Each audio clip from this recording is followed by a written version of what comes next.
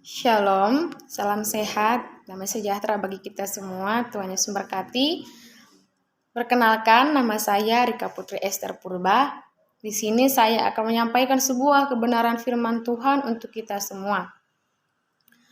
Nas Alkitab yang boleh saya ambil pada pagi hari ini yaitu terambil dalam Matius pasal 22 ayat 34 sampai 40. Saya ulangi, Matius pasal 22 ayat 34 sampai 40. Demikian saya akan membacakan hukum yang terutama. Ketika orang-orang Farisi mendengar bahwa Yesus telah membuat orang-orang Saduki itu bungkam, berkumpullah mereka, dan seorang dari mereka, seorang ahli Taurat bertanya untuk mencobai dia. Guru, hukum manakah yang terutama dalam hukum Taurat? Jawab Yesus kepadanya, kasihilah Tuhan Allahmu dengan segenap hatimu, dan dengan segenap jiwamu, dan dengan segenap akal budimu. Itulah hukum yang terutama dan yang pertama. Dan hukum yang kedua yang sama dengan itu ialah, kasihilah sesamamu manusia seperti dirimu sendiri. Pada kedua hukum inilah tergantung seluruh hukum Taurat dan kitab para nabi. Baik. Di sini saya akan menyampaikan tentang kasih. Mungkin saudara-saudari sudah famous dengan kata kasih. Mungkin kita karena terlalu sering mendengar kata kasih, kita kadang mendengar kasih itu hanyalah hal yang sepele, tidak. Kasih itu tidak hal yang sepele. Kita hidup di dunia sampai detik ini adalah oleh karena kasih. Tuhan Allah memerintahkan kita untuk saling mengasihi. Hal ini juga telah tertulis atau telah diperintahkan Tuhan dalam hukum Taurat yang diberikan oleh Allah kepada Musa. Di sana Musa juga menyampaikan 10 hukum Tauratnya di Gunung Sinai. Dan ini kalau tidak salah tertulis dalam kitab Keluaran. Pertanyaan sekarang, kenapa kita perlu mengasihi? Kenapa kita perlu mengasihi? Hal yang perlu kita renungkan mengapa kita mengasihi ialah karena Allah terlebih dahulu mengasihi kita. Dengan apakah Allah mengasihi kita? Apa yang boleh menjadikan bukti bahwa Allah benar-benar mengasihi kita sampai sekarang ini? Yang pertama kita baca di kitab Yohanes pasal 3 ayat 16. Yohanes pasal 3 ayat 16 menyatakan, karena begitu besar kasih Allah akan dunia ini, sehingga ia mengaruniakan anaknya yang tunggal, supaya setiap orang yang percaya kepadanya tidak binasa, melainkan beroleh hidup yang kekal. Baik, mungkin semuanya juga sudah sering mendengarkan nas Alkitab yang tertulis dalam Yohanes pasal 3 ayat 16 ini. Kenapa kita perlu mengasihi? Karena Allah telah terlebih dahulu mengasihi kita dengan memberikan anaknya Yesus Kristus kepada kita. Allah menyatakan dirinya melalui anaknya Yesus Kristus. Dia datang dalam kemanusiawiannya, di dalam kemanusiaannya Yesus Kristus hanya untuk menyelamatkan kita, hanya untuk kita bisa membuat hubungan baik, membangun hubungan yang lebih baik kepada Bapa. Apa yang boleh kita lakukan sebagai pewujud nyataan atau yang kita lakukan sebagai kita mengasihi Allah? Yang pertamanya itu kita harus memiliki kesetiaan dan memiliki keterikatan pribadi yang kuat dengan Allah. Kita harus memiliki kesetiaan dan memiliki keterikatan pribadi yang kuat dengan Allah. Jika kita memiliki kasih, otomatis kita bakalan setia.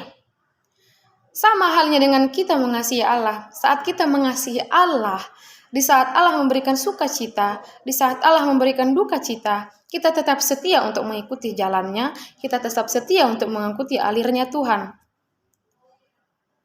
Yang kedua yaitu, apa yang menjadikan kita atau apa yang boleh kita perbuat untuk mewujud nyatakan kasih itu kepada Tuhan? Yang kedua adalah iman. Karena iman merupakan sarana pengikat yang kuat untuk menyatukan kita dengan Bapa melalui Yesus.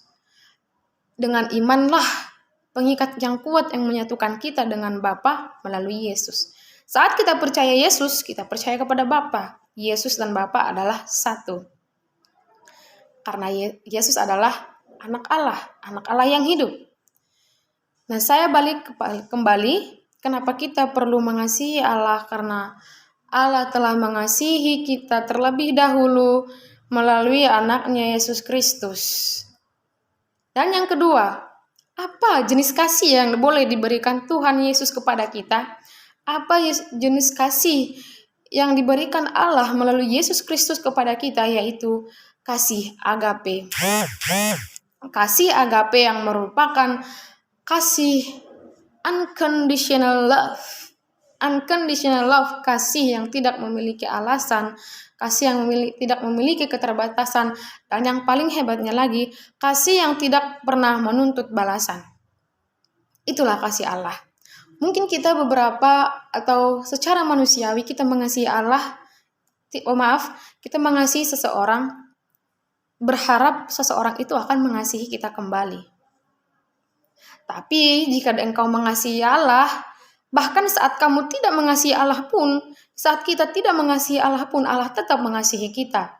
Jadi sungguh, kasih Allah itu sungguh luar biasa. Tidak ada kasih seperti Allah ada di dunia ini. Unconditional love. Dan tidak pernah menuntut balasan.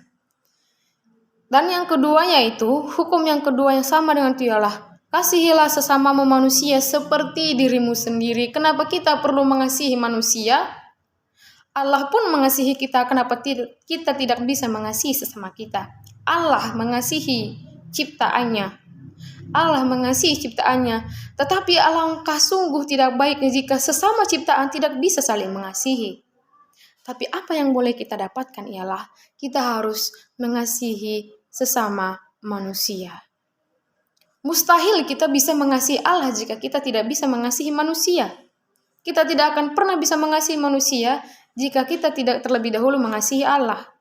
Jadi kuncinya adalah kasihi dulu Tuhan Allah kita, baru kita mengasihi sesama kita. Di saat saya mengatakan kasih Allah adalah unconditional love yang tidak terbatas dan kasih yang tidak menuntut balasan dan kasih yang tanpa syarat, kasih itu tidak diberikan kepada kita semua pribadi lepas pribadi. Jadi apa yang menjadi tugas kita? Yang menjadi tugas kita ialah kita harus membagi kasih itu kepada sesama kita.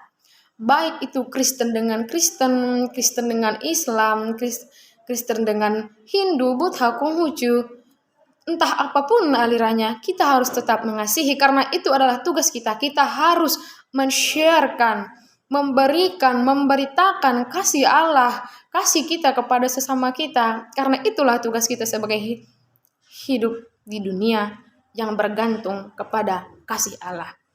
Jadi saudara-saudari, apa yang boleh kita dapatkan pada pagi hari ini? Marilah kita hidup saling mengasihi. Sekalipun mengasihi itu adalah sangatlah sulit, tetapi Tuhan Yesus Kristus Allah Bapa yang di sorga terlebih dahulu mengasihi kita. Baik, sekian dari sharing yang boleh saya sampaikan. Terima kasih. Tuhan Yesus memberkati. Shalom.